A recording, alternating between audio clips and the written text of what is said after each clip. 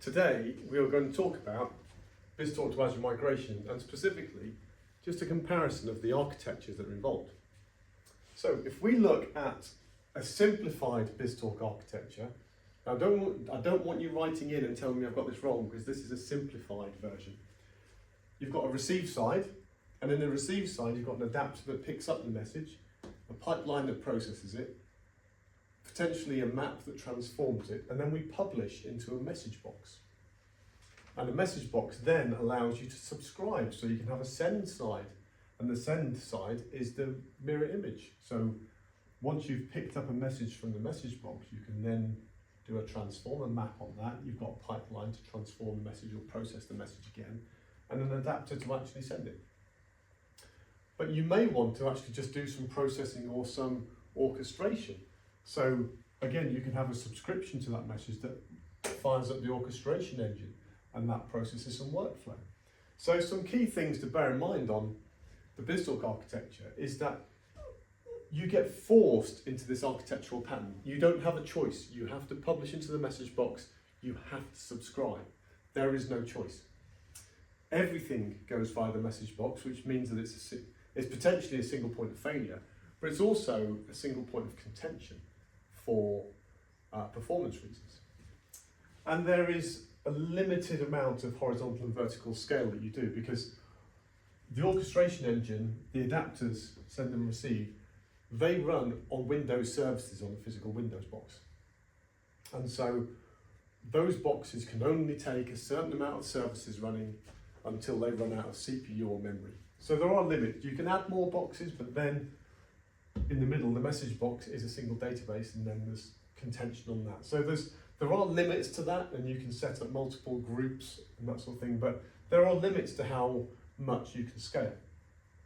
And in particular, once you've already bought your hardware and once you've set up your system, it then becomes a lot harder to do that scaling.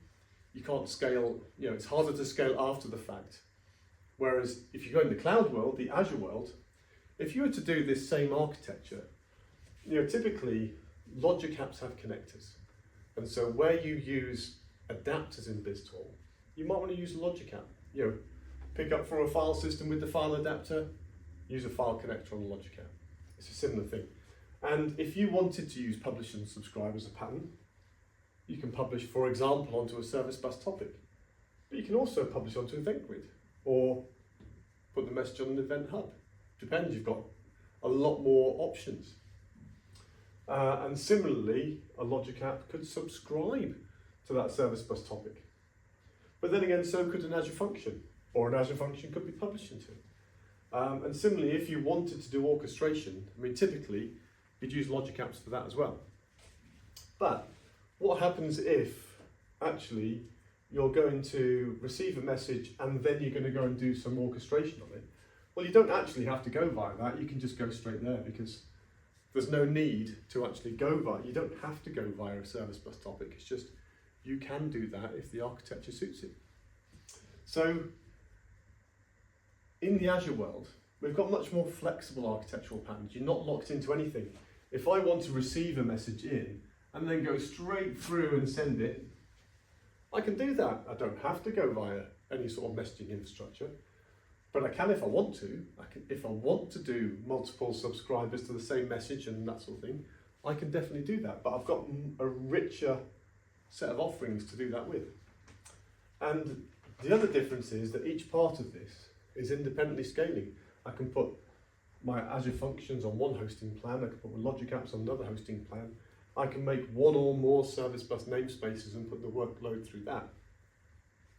There is a lot more you can do to scale out, and it's a lot easier if you need to scale out and you've actually already deployed. It's a lot more flexible to create more cloud infrastructure to scale certain parts of that independently. So in the Azure world, if you want to replicate a BizTalk application, and we will be talking a lot more about this, you can lift this pattern into this set of tools on Azure, and you've got a really quick way to actually migrate from BizTalk on-prem, on tin, into the cloud.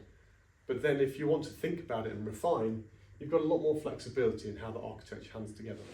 So, quick introduction, comparison of the architectures. rigid, fixed, but we all know how it works. Flexible, cloud-based, scalable Azure, that's the future.